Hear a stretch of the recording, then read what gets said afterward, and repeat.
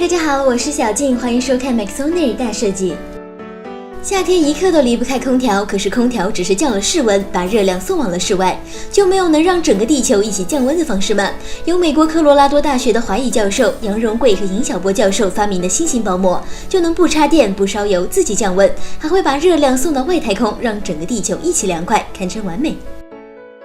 这种新型降温薄膜看着和保鲜膜一样，但它的内部却大有乾坤。它的外层是50微米厚的塑料，中间则随机镶嵌着许多直径8微米左右的玻璃微珠。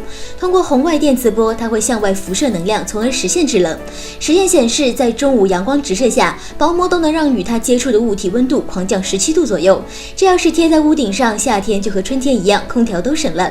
而且它发射的电磁波波长为8到14微米，地球的大气层几乎不会对电磁波产生任何阻力，热量能直接穿过大气层被发射到零下270度的太空去，整个地球都能一起降温。据悉，这种材料的成本很低，只要4块钱每平方，现在已经有了成型的生产线。教授们的下一步目标就是要实现它的商业量产。到时候要是能直接做成衣服，就能穿着过个凉快的夏天了。当然屋顶上更是少不了，不过到了冬天就要记得把屋顶的膜撕下来了，反正价格也便宜，比起交电费还是要划算些。视频元素来自 University of Colorado 及互联网，由 Maxonair 创意公园翻译、剪辑制作。